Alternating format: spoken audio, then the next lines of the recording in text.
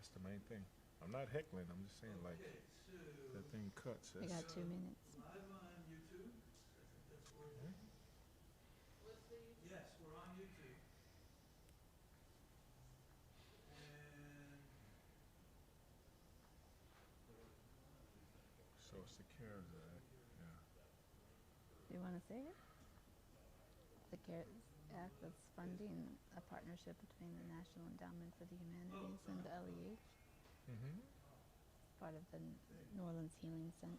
This program is part of a 4-part series organized by the New Orleans Healing Center in Charles Lavelle. Mm-hmm. You want me to do it, or you're leaving your mask on? Okay. You know, once you're wearing a mask, you forget you got it on.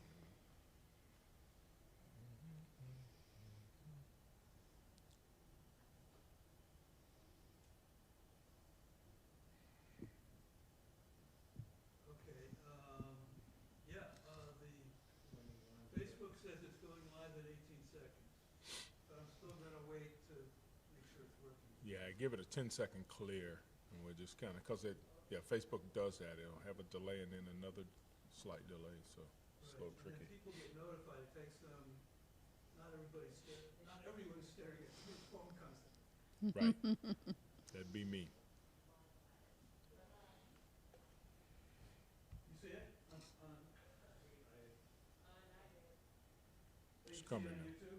So we just kind of looking at that way, you know.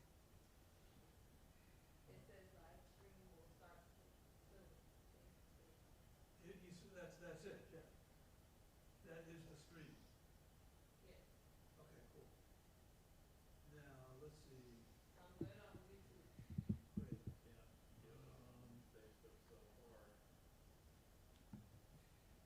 Okay, my streaming software says that we're on Facebook, but unfortunately, it doesn't give you a link. So I'm gonna wait. Oh, okay.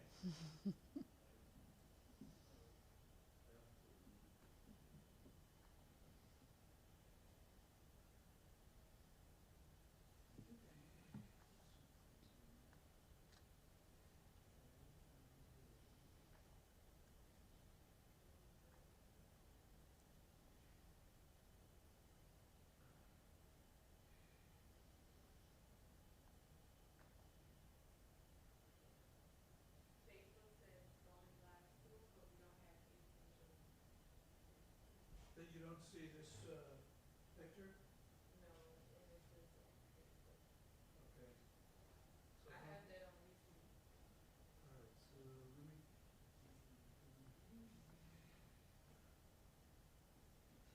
Sorry to Stacy out.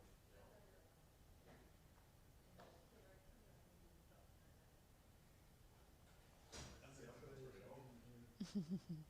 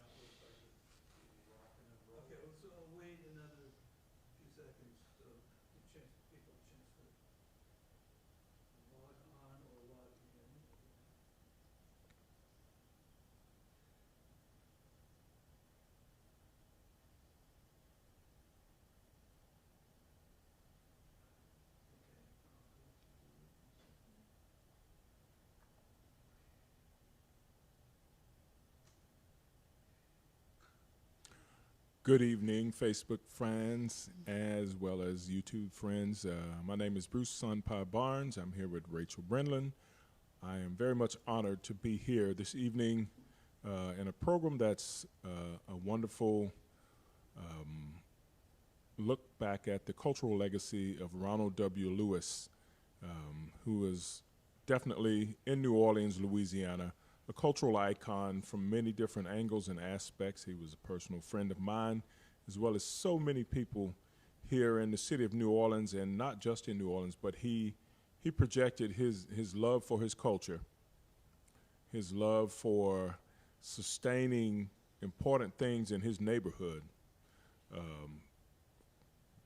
purely from his heart out into the world, and I would say out into the greater universe. Some people are interested in following the NASA Mars space project. Me, myself, very New Orleans homocentric, and we don't really look out into outer space to try and figure out what's going on with us. We kind of look right into the neighborhood and see what's happening. So I'm happy to be here with this program, and I'd like to send out a big thank you to Mr. Charles Lavelle, as well as Charlie, who's doing a lot of technical engineering.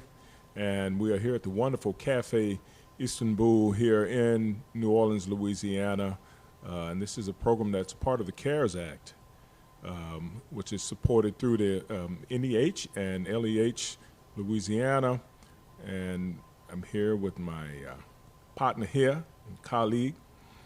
And we're going to kind of take a look through some of the wonderful things that Ronald Lewis brought to this city, starting out with a PowerPoint and taking a look at, I don't want to steal all of I could say so much, but I'm going to play a different role today and not talk my head off, but allow Rachel to speak about some of the wonderful work that she has done and others have done in great collaborative efforts with Ronald Lewis. I have my own as well. And I'd like to say a big good evening and hello and a shout out to all of Ronald's family members as well. Minnie, Rashad, everybody.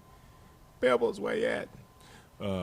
And all of his family also, and so many people that he's touched and been a part of here in New Orleans. So without further ado, I'm going to turn it over to Rachel and let her have the first half of this.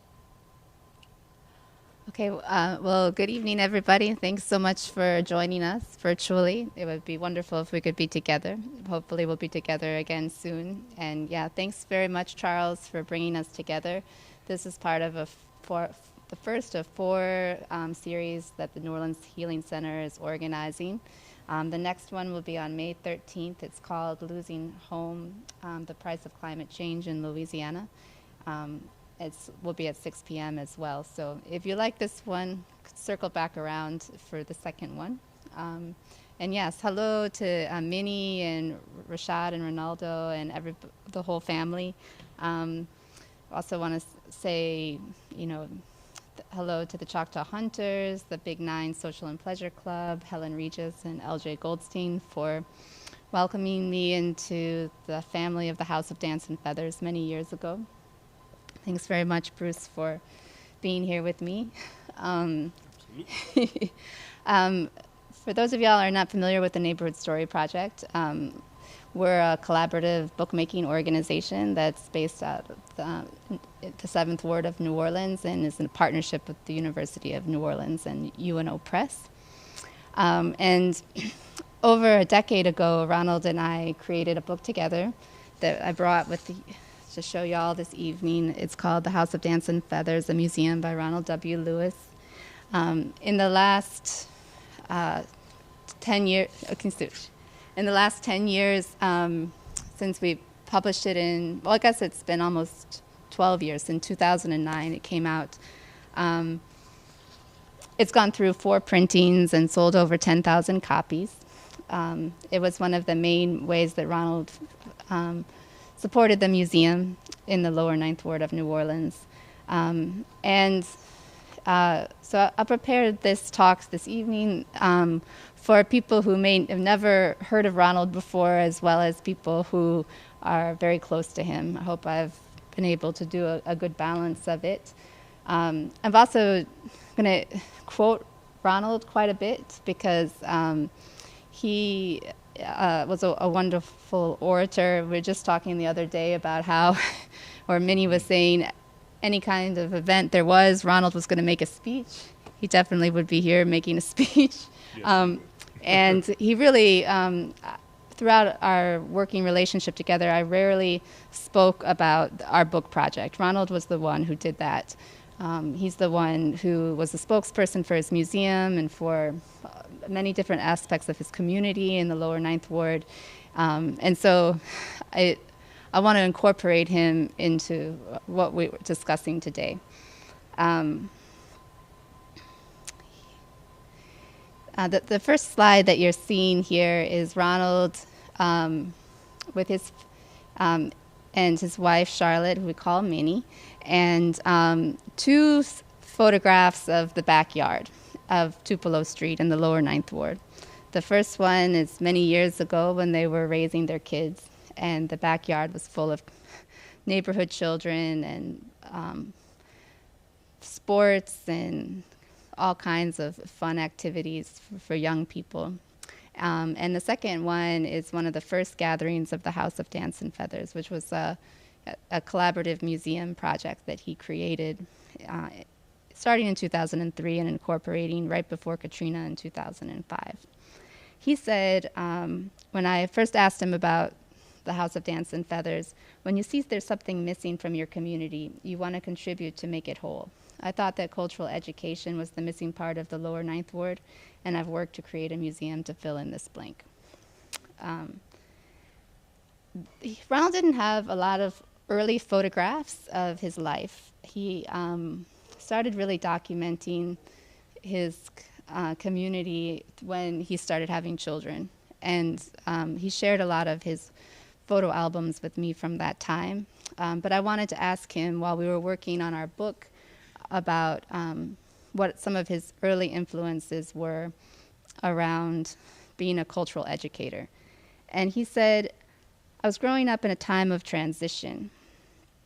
From the time when our parents and grandparents were being beaten and bit by dogs fighting for the civil rights, to the Black Panthers and them saying, say it loud, I'm black and I'm proud.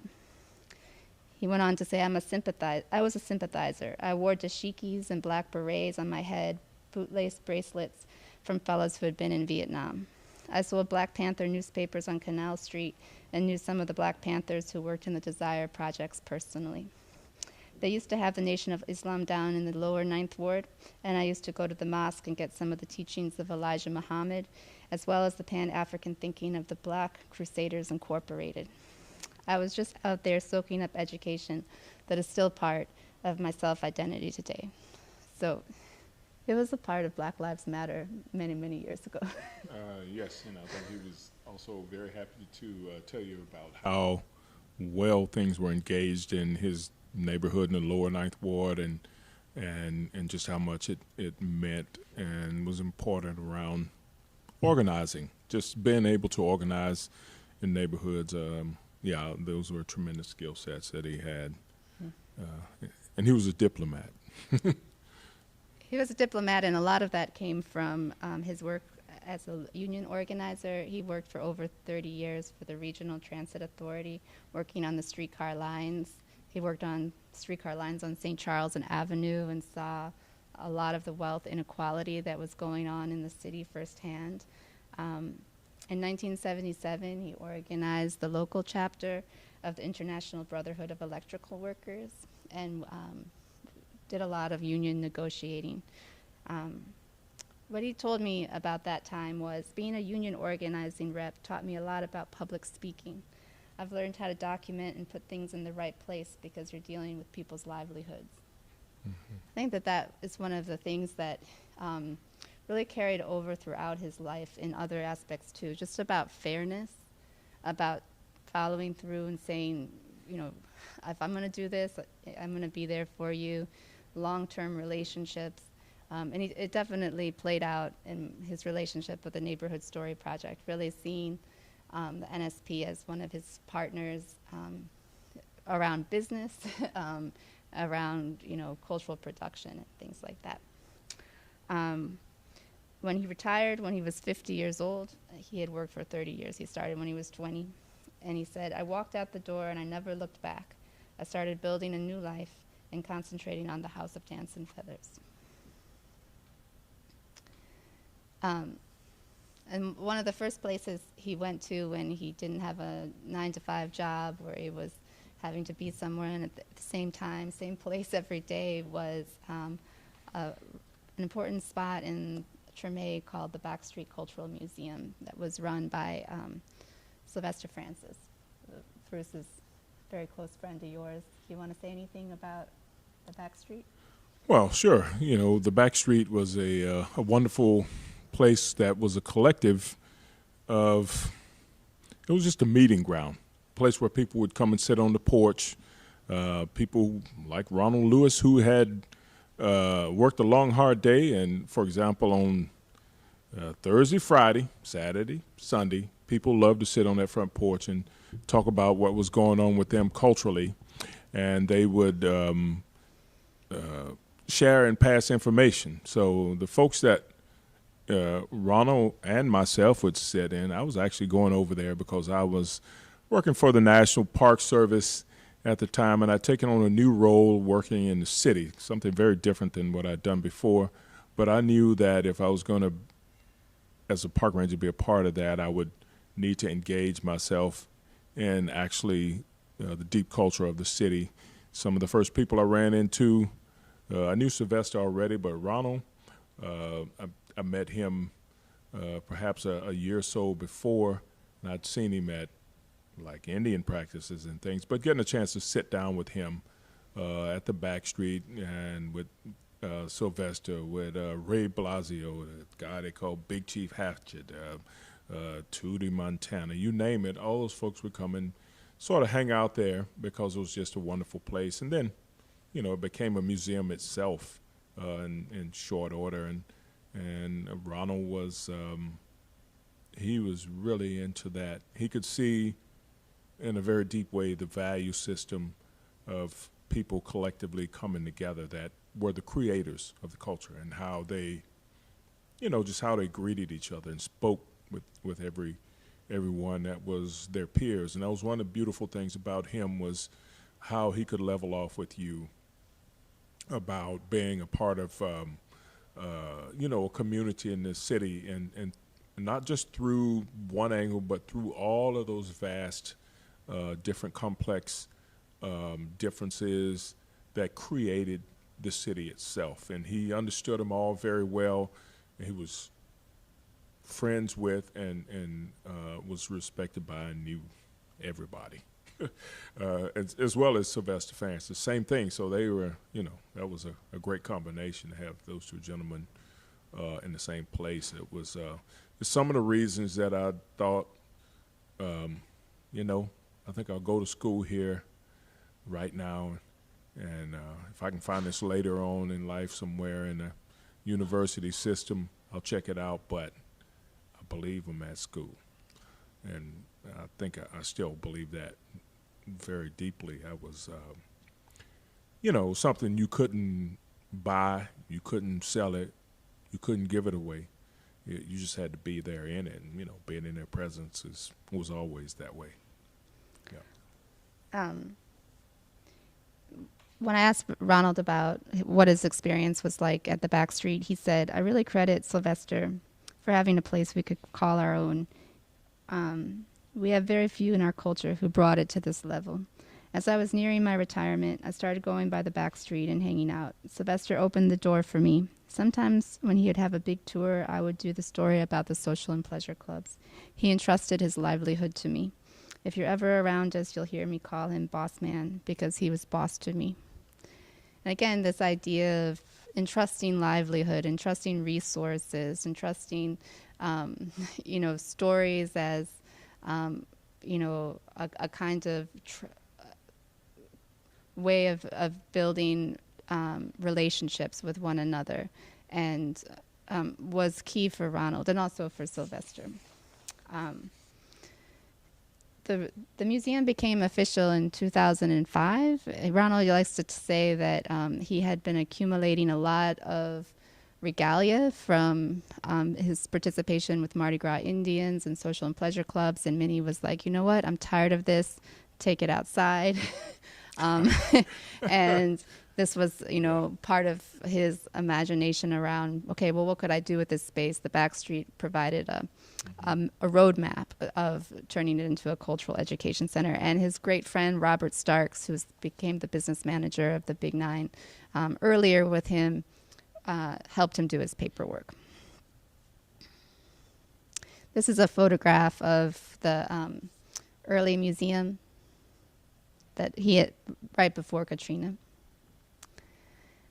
And this is a photograph that Helen Regis took of what happened after Katrina.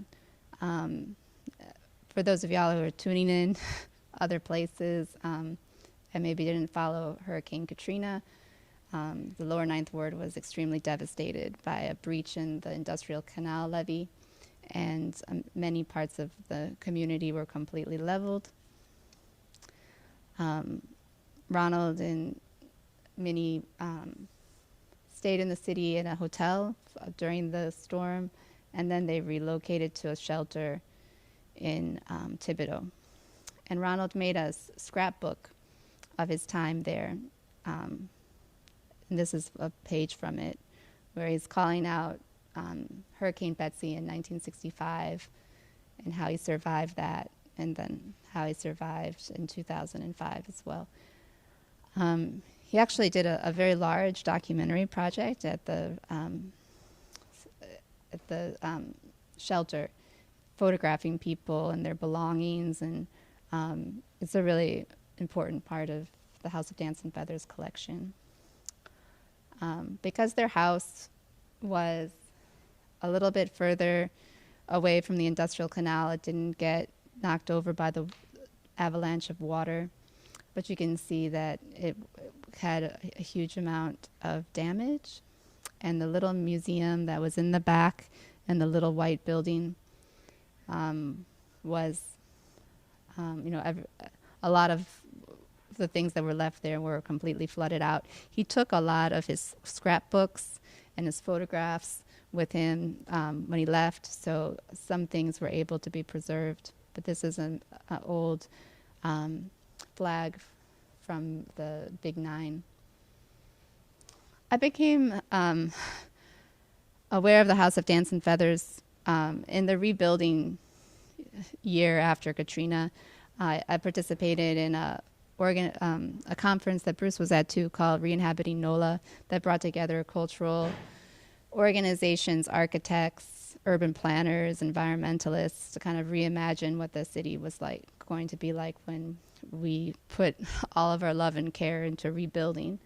And I was introduced to Ronald through his good friend Helen Regis. I'll show you a photo of her as a baby doll on the right, with Miriam Batiste on the left. Helen is a cultural anthropologist at LSU, and for years Ronald worked with her on writing projects about social and pleasure clubs, and she had invited him to come to the program, to this day-long retreat that we were doing. At that event, he said, I need help. If there's a bunch of architects here that are interested in helping rebuild, I would like to rebuild my museum as a way to support my neighborhood. And word started spreading that there was a small museum that needed help in the lower Ninth Ward, and a group of architects pulled together to start to work on that. The Tulane City Center was a part of it, but the core group was a group of students from Kansas State University. Here they are, some of them.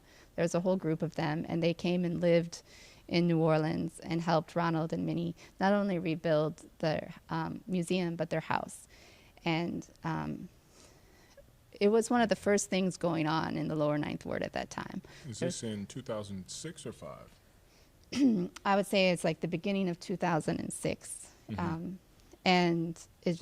But maybe even before, because they were coming and checking it out and seeing what was going on. And it became this place, as the rebuilding was happening, where everybody was stopping by. Tons of media from all over the world, neighbors, relief organizations that were setting up shop. And Ronald's museum became this place where the recreation of the museum became this place that was orientating people. Yeah, I remember he invited me to come down and see the progress of what they had started doing, and he said, "You got to come down here and see what we're doing down here." And when I got there was probably 25 or 30 students there working, and they were just taking a lunch break, and there was another whole, like a busload of them showed up, and I'm not for certain, but I believe not long after this, they started doing tours of the Lower Ninth Ward, and the House of Dancing Feathers was a part of that tour that people were sort of coming to find, because there weren't very many places that you could actually go and talk to someone. It was mostly like some of the earlier photographs you saw, and it was just a slab or the steps left from a house that once was there. But he was in there, and it was constant media action and people stopping by with students and he was an information hub, just so much like the Backstreet that I'd spoken about earlier, but sort of on a different scale. Mm-hmm. Definitely, moving outward into the world in a large way. Yeah, and here you see a photograph of him getting interviewed by Steve Inskeep. Steve Inskeep continually checked in with him for years. After a little while, the New Yorker was reporting through Dan Baum's columns, and Ronald was one of his... Sorry, who is Steve Inskeep? Steve Inskeep is a reporter for NPR. Okay. And I'm not sure what his program is. Maybe it's All Things Considered. And Dan Baum went on to write 9 Lives and have Ronald become one of the main characters in that book. This is a photo of the museum when it was first rebuilt. It looks very different. It has an architectural style to it. And this is a photo of Ronald giving an early tour in the museum. Nothing was labeled in the museum. Everything was interpreted through Ronald telling stories. And he knew everything very deeply. So in the second part of the talk, I'd like to just share some of how he interpreted his museum.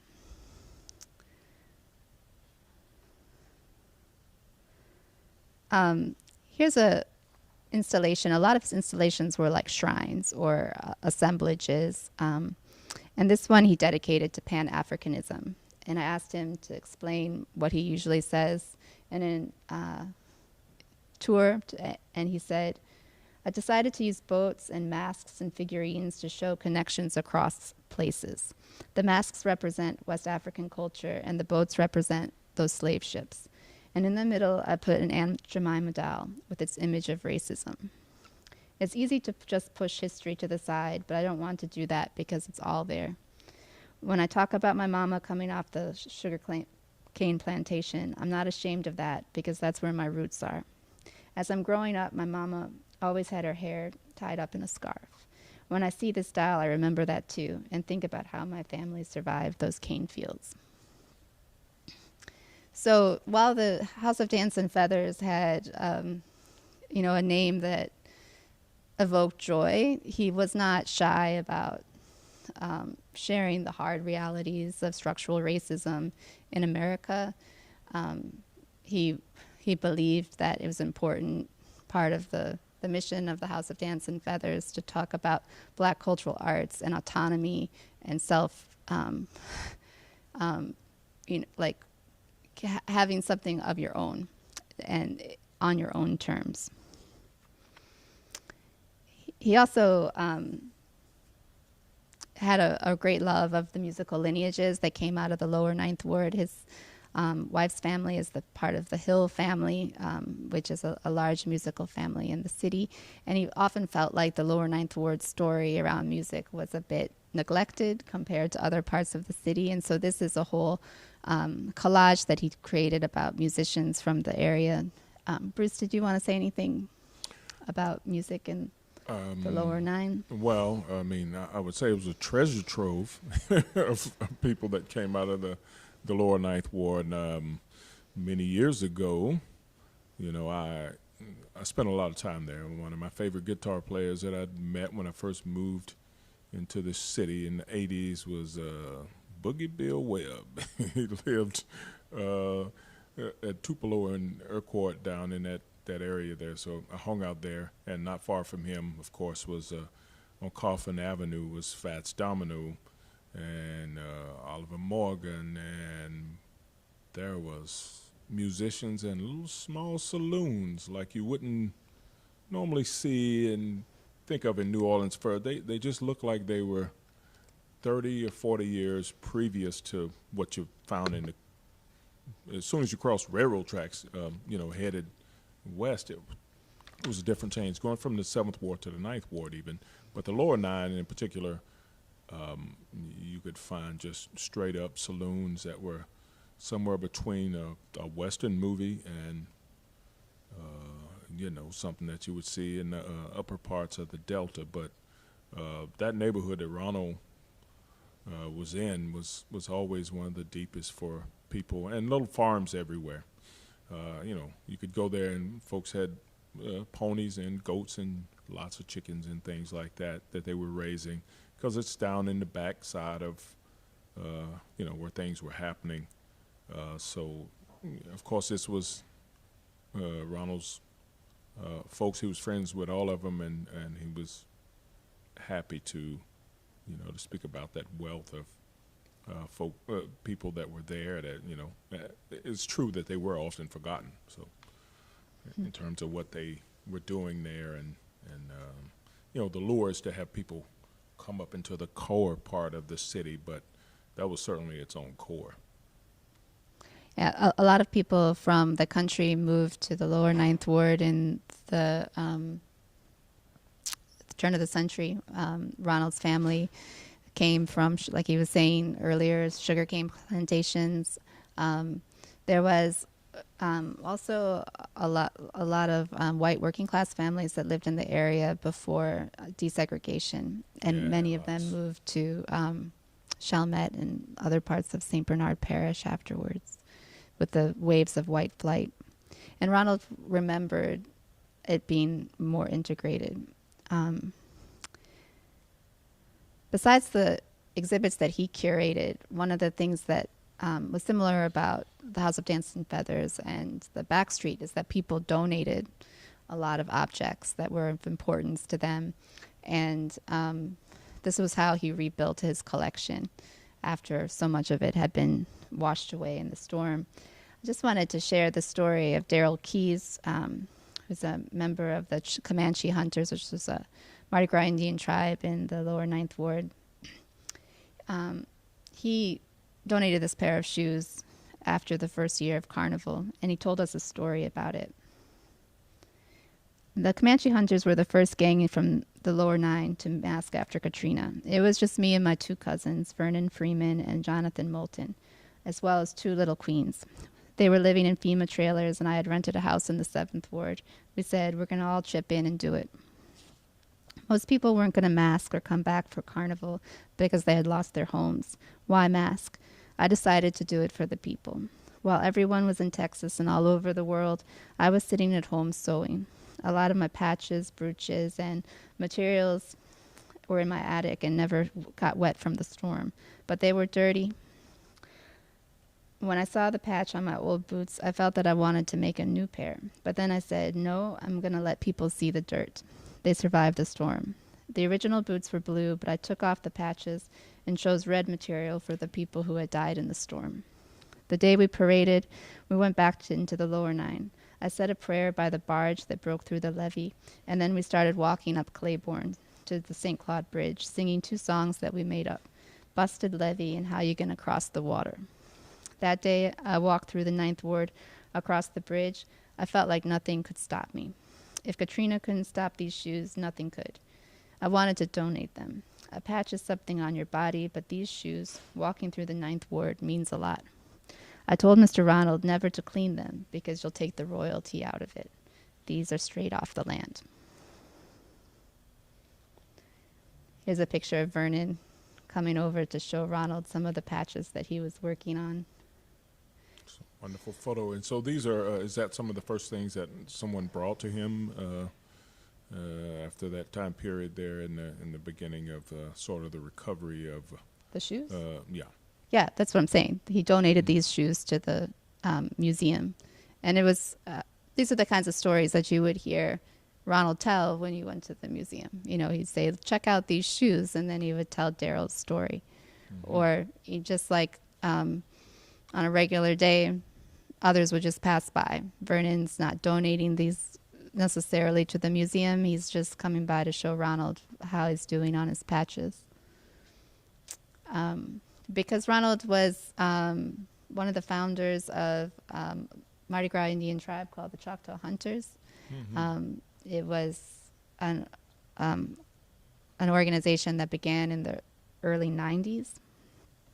And part of the museum was dedicated to telling these kind of more deeper stories of how traditions are tied to friendships and networks. He said, one of the greatest things I learned from Mardi Gras Indian culture was to get to know a person outside of that costume, get to know him as an individual. When you see a photo of mine, I usually know the stories behind the suits. It's the same with the people in the parade photos. I could tell you about each club. Over the years, I wanted to know the people, not just the parade, the organizations, who was the president.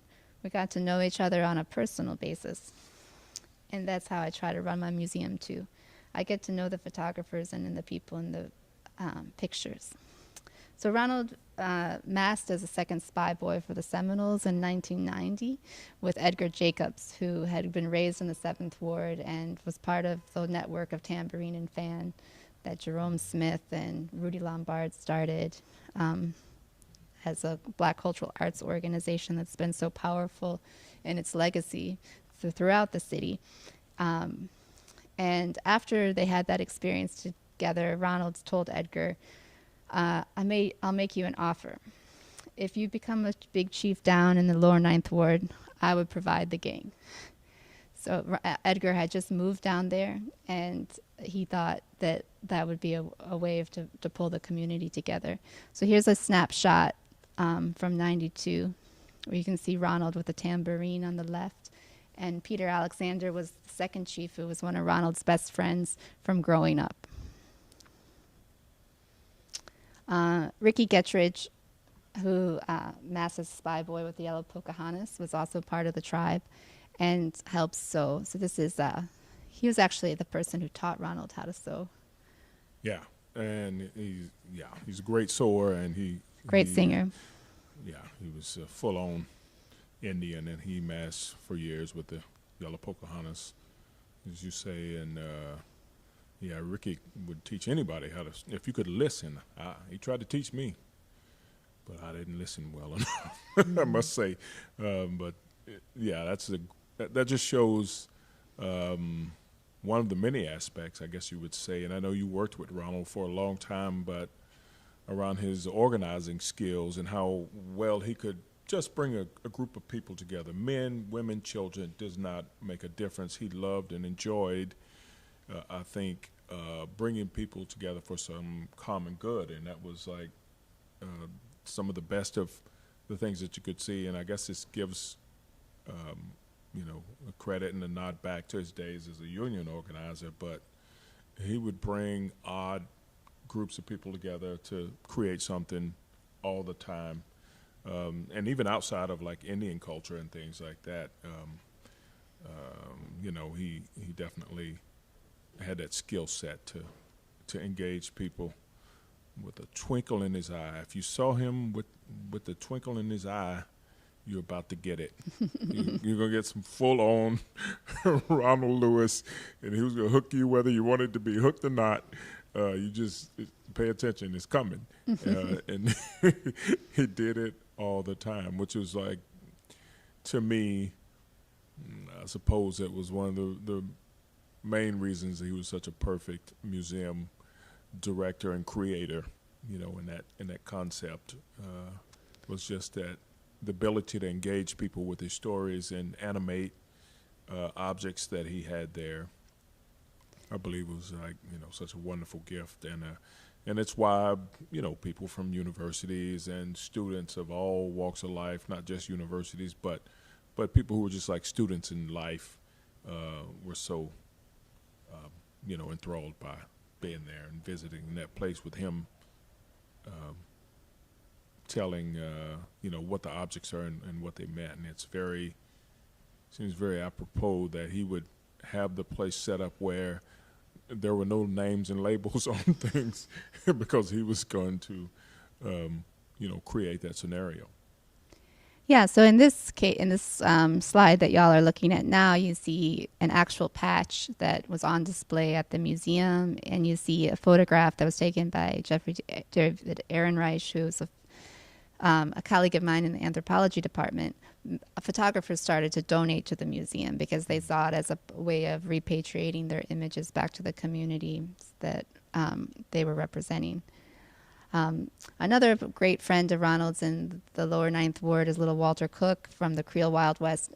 That tribe is known to be uptown, but Little Walter actually lives in the lower Ninth Ward and helped Ronald sew. And for a number of years, Ronald created beautiful suits for his son Rashad. So this is the two of them together.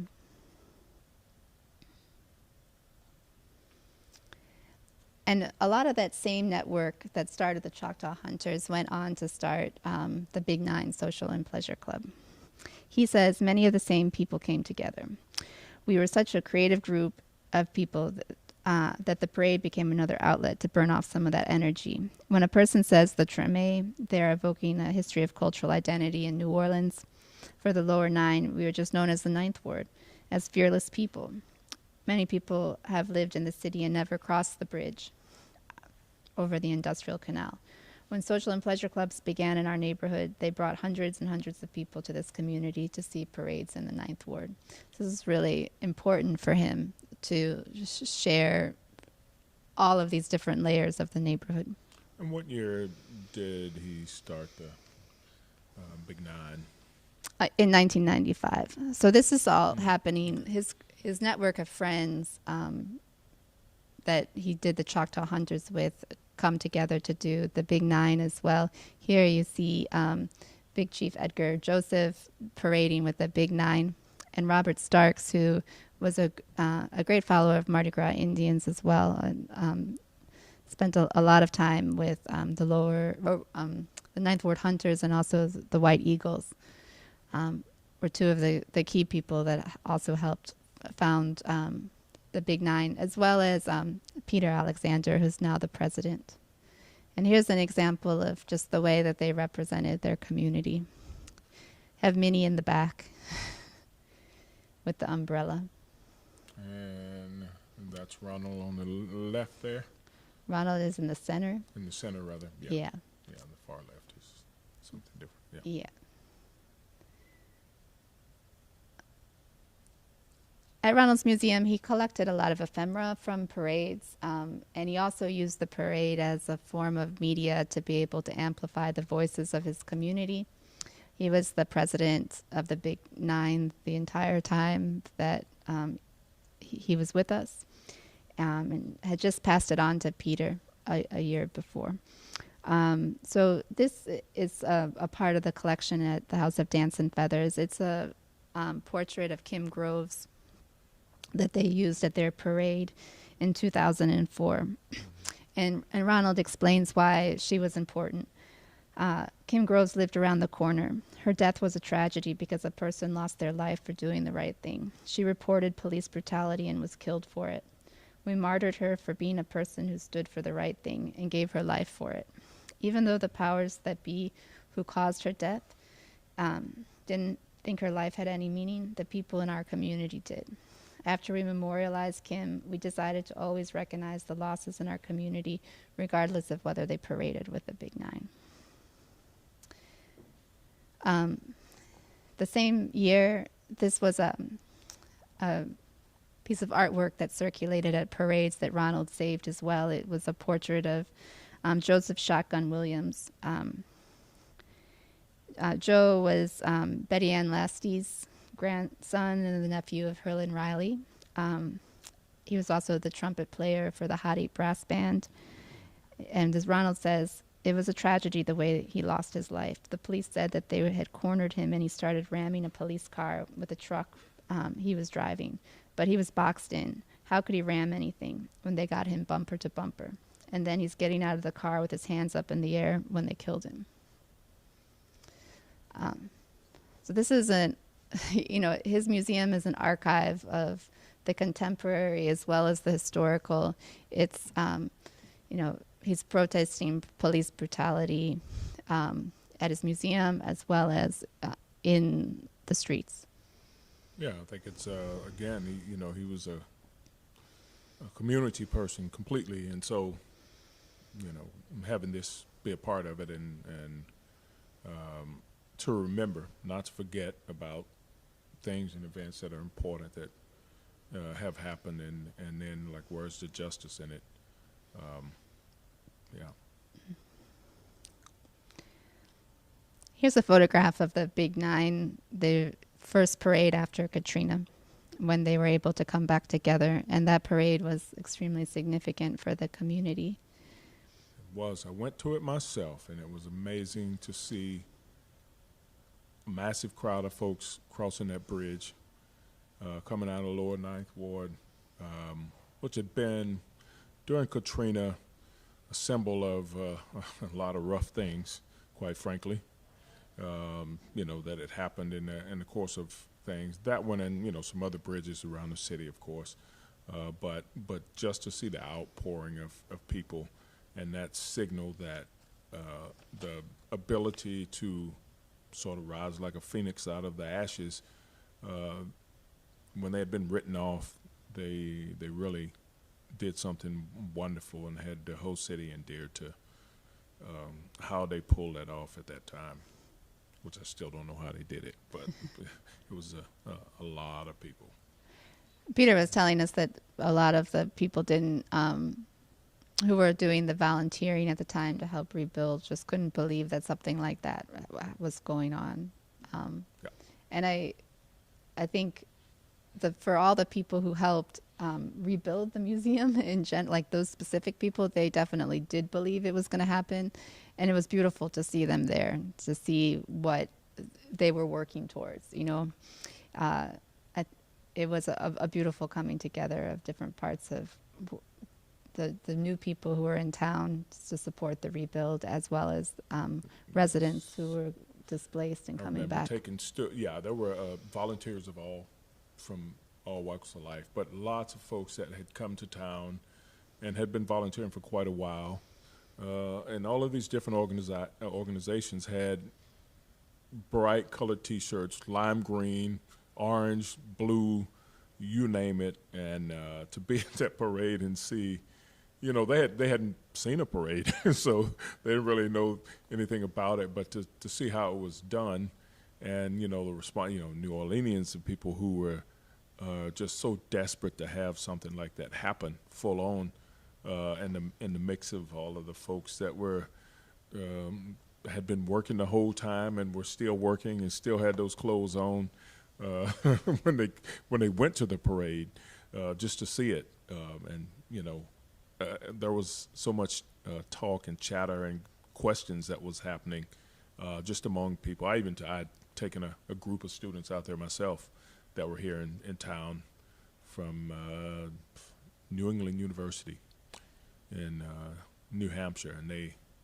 just could not believe that that's what actually went on in the city normally on Sundays, Yeah, and just the idea that you can participate in the parade. Yeah. That is kind of blows people's minds when they're not from New Orleans. Here's a photo of Ronald and his close friend Cosmo Gilbert Dave working on regalia for their upcoming parades, and a number of years ago, he often made all of the regalia for his division of the Big Nine at the museum. So they're cutting things out. You got and here's an example of one of their more. This was from last year, where again the bridge is this metaphor on so many different levels, and it says "Still crossing that water."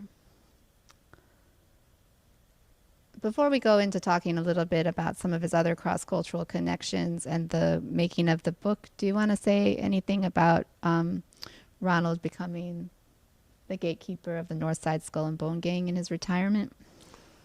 Yes, I do. As a matter of fact, that's, that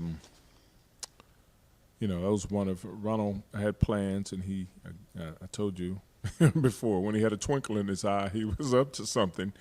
And you were going to be involved in it, whether you knew it or not. And that's, when he first decided he was contemplating masking with the Skull and Bone Gang, and he hung out on the porch with Al and other folks. And that was a big part of, his thought process. I was actually with him when he was talking to Sylvester about, he understood protocol so well. So he decided he was going to perhaps start a museum, and went over to, tell Sylvester that he had inspired him, and with his good graces that he wanted to create something in the lower Ninth Ward, which, they agreed, and that really even brought their friendship a lot closer together. But masking with Ronald became a member of the Skull and Bone Gang, I believe, in 2003. And being Ronald Lewis, he knew what he wanted to do. So he didn't wait to have a position created for him. He created his own position. So he created the gatekeeper's position, which was good. And he explained to me and Al why he was doing that, and we couldn't argue with him because he had it foolproof. he said he was gonna. He talked about, one of the things he talked about was having worked on laying track for so long, like he had, and he had some arthritis in one knee and an ankle at that time, and he was like, I can't run around and jump around like I used to, so I'm gonna hold this place down when y'all go out and when you come back, because somebody has to watch the gate and make sure that things are correct, because one of the things that we do is we always come back to the place that we leave out of course, and so he created that position for himself, and he was sort of an envoy and ambassador. And when we would come back in the afternoon after going out early in the morning, Ronald would have a full-on, usually a massive crowd of people there with him. And we started going over to the newly erected Tomb of the Unknown Slaves there at St. Augustine Church. So we come back, and we were like, well, we think about going around. Said, wait, you don't want to go now. Wait 30 minutes, because I have the TV stations coming over there already. They're going to be there at 2:30. So if we just hold on a couple of minutes, so, we'd wait, he's like organized all this stuff and done that. And he was showing his value and his ability to, make something really good happen out of, just like a little inkling of an idea that we had. We wanted to go over there and honor that. But he was like, it's going to happen like this. And, when we get done with it this time, the whole world's going to know about it. And that's what he did. So it became one of those moments, and you can see him in this photograph right here. He's over on the far right corner. So he always had his own wonderful ideas about how he wanted to create things, and he made it happen.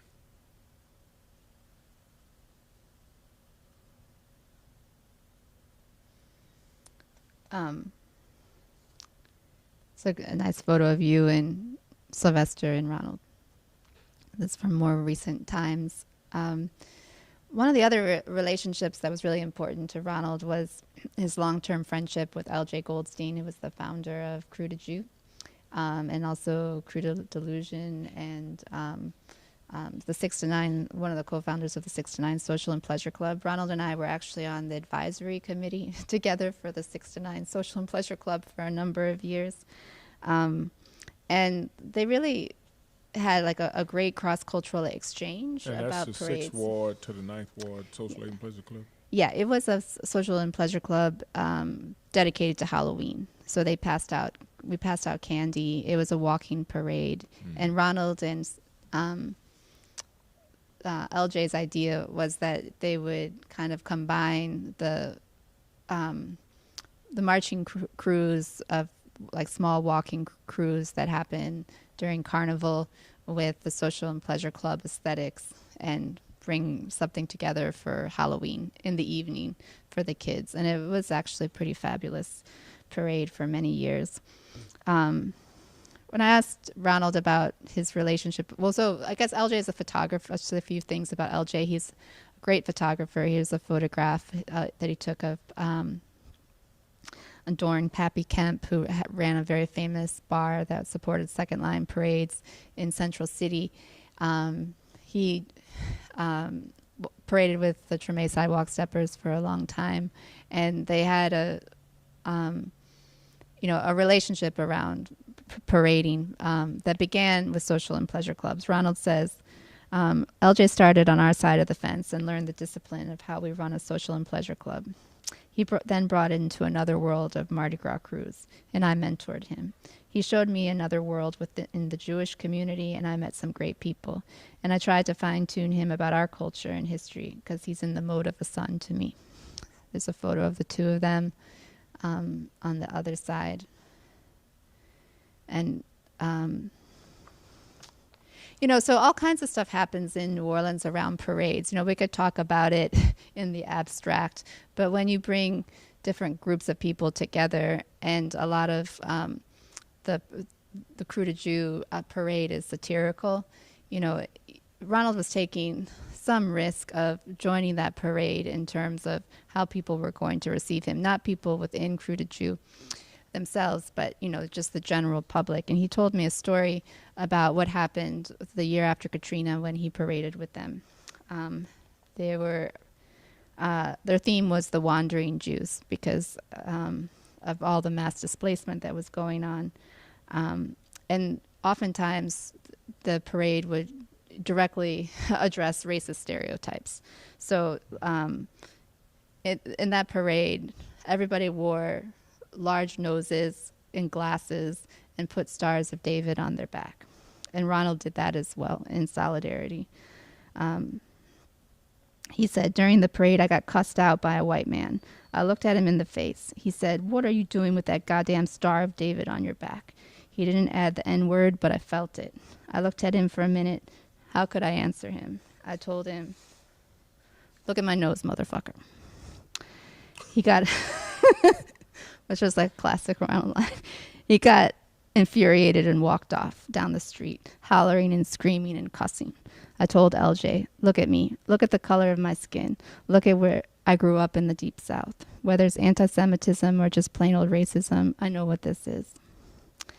LJ's also told me that he had a chant that he did, that he wanted me to tell y'all, which is, "There ain't no Jew like a Ninth Ward Jew, because the Ninth Ward just got one." Right. Yeah. And every year at the museum, sorry, at the museum, they not every year, but Ronald has hosted a Seder and for Passover, and has really been an important part of that community. A number of years later, he was honored as the king of Crew de Jew. I mean, not Crew de Jew, Crew de Vue. Mm-hmm. Yeah. And then they went on to start the 6 to 9 Social and Pleasure Club. So this is a few photos from that. And then this is some examples of how, Ronald's Jewish connections are showcased in the museum. Oi, hail, Ronald Lewis, king of Crew de Vue. And one of LJ's photographs from an Orthodox synagogue. Nice. Yeah, they definitely have, over all those years, had a wonderful bond. What was it like for you creating this book or catalog with Ronald Lewis and all of his many friends? What were some of the like some of the main things that you like take away from having worked closely with him and stitching into and creating a book out of all of those folks that he had relationships with, you know, and creating books, because this is probably one that was more unusual than maybe some others that you've made. You know, books don't usually have that many characters or voices in them, but that book is probably got 100 people in it that are all doing different things. Yeah. So, Yeah, so originally I thought that we would kind of transform Ronald's photo albums and displays and, you know, his curation of the museum into a catalog. And we worked on that with me spending a lot of time over there, going through his collection with him, recording stories that he had told in his tours, doing life history work with him, and then typing it up and editing it and bringing it back to him to see, you know, if we were on the right track, that just in a kind of a collaborative editing mode. But then as we started to pull it together, we recognized that we really, if we were valuing the relationships behind the images, that we needed to let people know that they were going to be in the book, and also that the book was going to be something that was for sale, and that the use of their image would be a way to support the museum. And we thought, you know, if people wanted to bow out and not participate in that part of it, that would be fine, but that we needed to let them know. And Ronald had, you know, a wide network around the city, and, you know, y'all saw some of the photos that are in the book this evening, but there's many, many other ones. And so he basically sent me out for a year to visit with all kinds of social and pleasure clubs and Mardi Gras Indians. And while I was there, I would be showing them the photo and asking for their blessing to create this book with them.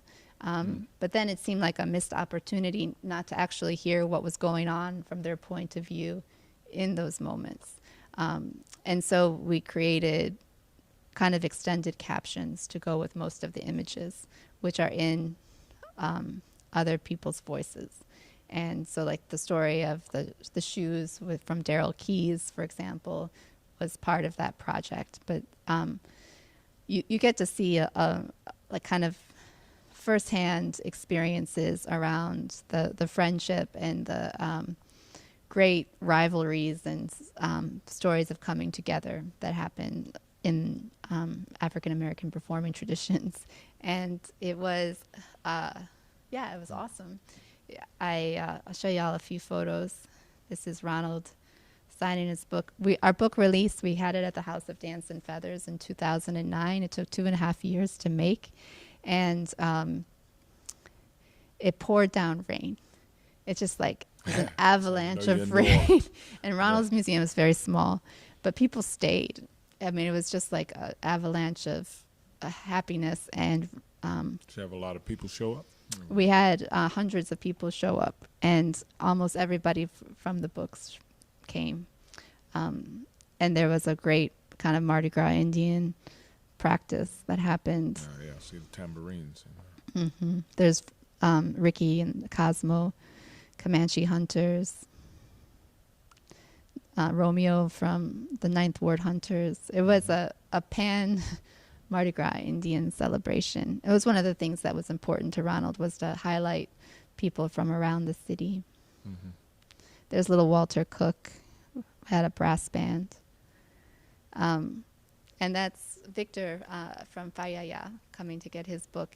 Victor's part of the book project is Ronald's book project. And I would say kind of the long-term legacy of my relationship with Ronald is that by us doing this kind of deep community-based work around his museum, the Neighborhood Story Project became known as a place where people felt comfortable sharing their stories because they knew that we would take the extra time to make sure that we had gotten them right.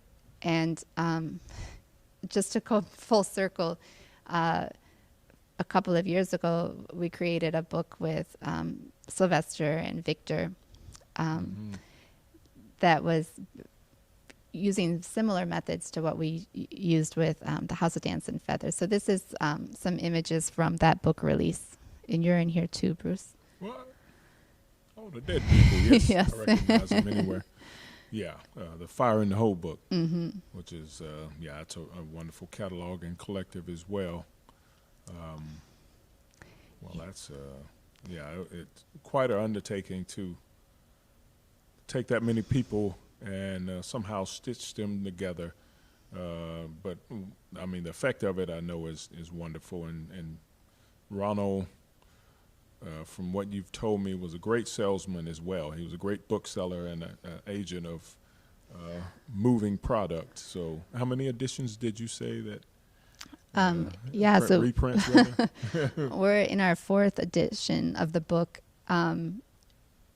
Prior to the House of Dance and Feathers catalog, we had created a book with 9 Times Social and Pleasure Club that was chosen as the citywide reading campaign book. So a lot of books were moving through the city based on that. And Ronald said to me early on, I'm going to beat that. I will be your bestseller. And he is our bestseller. We also did some really beautiful collaborations with exhibits. Like in this one is Ronald is coming to get the Fire in the Hole book signed by Victor. Yeah. But then we all worked on an exhibit at the Neighborhood Story Project together called Our Ancestors' Eyes, Spirits, Devotion, and Carnival in New Orleans and Haiti. And that was just the year before COVID. So we were looking forward to continuing to collaborate together.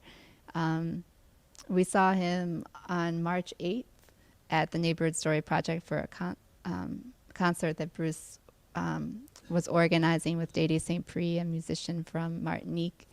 He sat next to my mom on her birthday, and Victor was there. It was a full house. It really feels like a different era. And then LJ called me a little while later and told me that he was in the hospital. So I spoke with Minnie, and very, very quickly, because it was the early days of COVID where we really didn't know what was going on. She said they're going to put him in hospice. And I said, how is that possible? You know, like, why aren't they giving him a chance? He hasn't been sick. And on March 20th, he passed away. Yeah, so quick. Yeah. And then we lost Sylvester as well in September, not to COVID, but to a burst appendix and kind of long-term health complications. Multiple illnesses, yes. And so this is a tribute that we did to him and Sylvester and to Kim Boutte, who's the big queen of Fayaya, for All Saints Day at the Back Street. And we hope to continue to, honor Ronald's legacy. We will definitely do some kind of major celebration of his life when we're vaccinated and it's safe to be back together in a major way. And the museum will reopen as well. His family wanted to let everybody know that when they've decided it's going to be. That's wonderful to keep the legacy alive.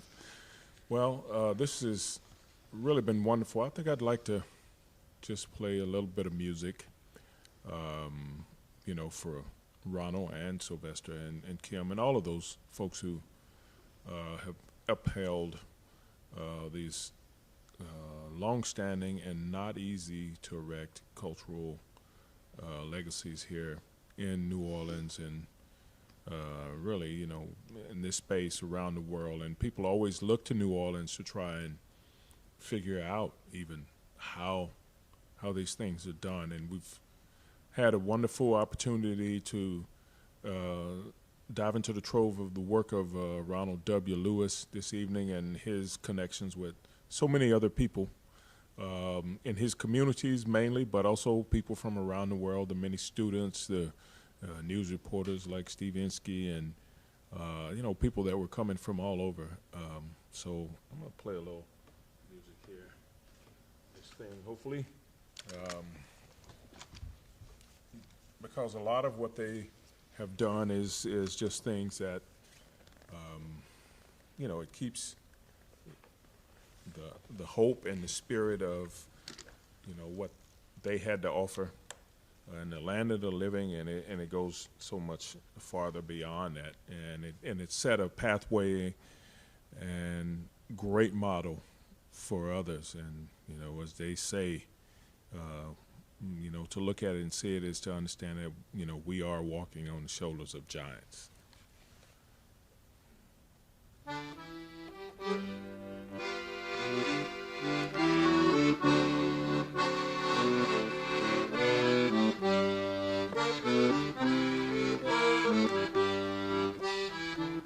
There ain't no grave can hold my body down, my body down.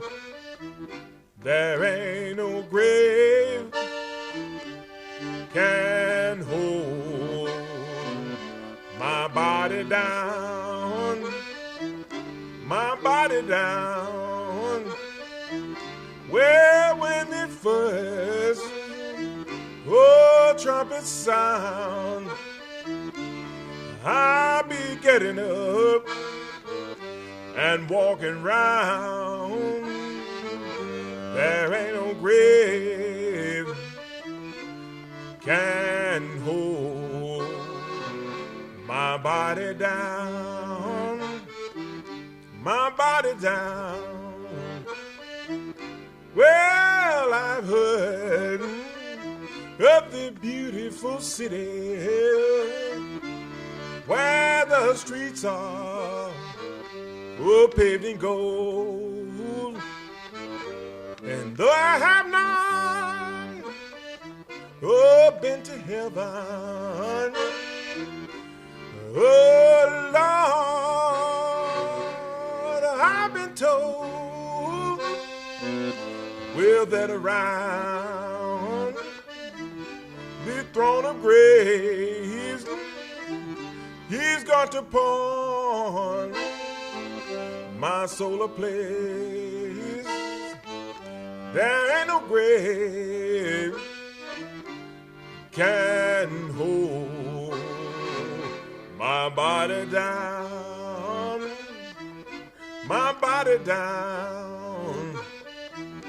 There ain't no grave can hold my body down, my body down. There ain't no grave can hold my body down, my body down. Well, when the first trumpet sound, Lord, I'll be getting up, sure enough walking round. There ain't no grave can hold my body down, my body down. Well, when Jesus was hanging on the cross, well, it made poor Mary moan.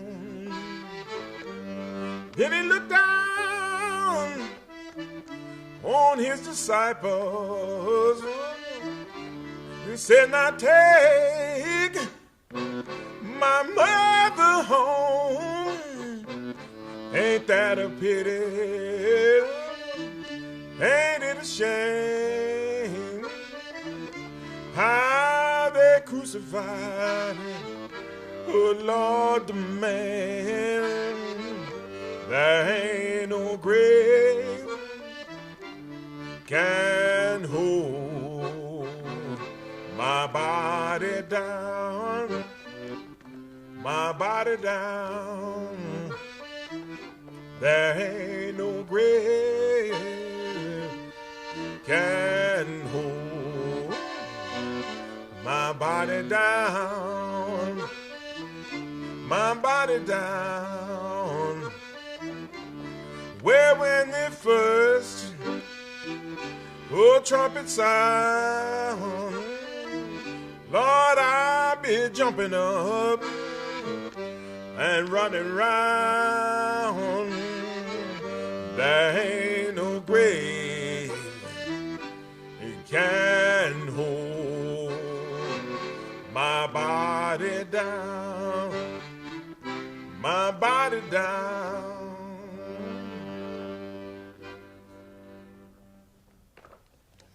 Thank you. Thank you so much. And we thank you all for joining us this evening here at the Cafe Istanbul. Once again, thank you to Charles, and Chuck for having us here, and the CARES Act, LEH, NEH, and thank you. And if you pay attention and check out the next part of this series. This is the first of a 4-part series, as I understand it. And so I don't know if you have any parting comments that you'd like to speak about, but Well, I would like to just say thanks to Jonathan Mayer for the beautiful artwork that y'all are looking at, and the Land Memory Bank and Seed Exchange for helping us organize that. Also, for the last year, one of the projects that Sylvester and Ronald and Bruce and I were planning on working on together is an exhibit at the Historic New Orleans Collection called Dancing in the Streets. that's right. And it's dedicated to both of them. There's a beautiful part of the exhibit that has parts of their collection in it, and it's open to the public till 4:30 most days. And we welcome everybody to come over and check it out. We used a lot of the methodology that we developed with Ronald in his book to create our part of the exhibit with 29 social and pleasure clubs. And if you're interested in the House of Dance and Feathers book, you can purchase it at the Neighborhood Story Project website, which will go to support the museum still as well. Charles, did you have any questions or things that you would like us to? What other books have you published from the Neighborhood Story Project that Well, we have a lot of books. We have a whole series of books with high school students from John McDonough Senior High. Bruce and I have 2 books together. One is called Talk That Music Talk, passing on brass band music in New Orleans the traditional way, as well as Liqueur Creole, which is a CD of Bruce's music, if you liked it tonight, and a book of a collaborative ethnography that I helped create about Louisiana Creole music. Where can they purchase these books? Like, what's the .org.com? The neighborhoodstoryproject.org would be the place to get it. You can also get it at local bookstores. Say that again slow. Sorry, I missed it myself. www.neighborhoodstoryproject.org is the best way to support the organization and our partners like the House of Dance and Feathers or the Backstreet, because we're able to profit share when we sell directly. When we don't sell directly, we're not able to do that as well. We are looking forward to doing an exhibit at Prospect 5 with a group of women who are involved in healing arts in the city, and Sula Evans with the Temple of Light Ile de Coin Coin in the 9th Ward. And we have a collection of music coming out that was recorded at the Neighborhood Story Project as part of a series that we do with Preservation Hall and the New Orleans Center for the Gulf South, and it's called La Union Creole. So those are the 2 things coming up for us, as well as maintaining. Well, you named 6, so I don't know if that's true. Oh, I don't know. Okay. There's past books and upcoming books. Yes. Thanks, Charles. Thank you all for tuning in and hanging with us this evening online on Facebook, live, YouTube as well. And we thank you. And please check out the next series that's coming up. Who's coming up next? It's a series. It's a talk about climate change in Louisiana. Climate change in Louisiana. Now that is what they call très important.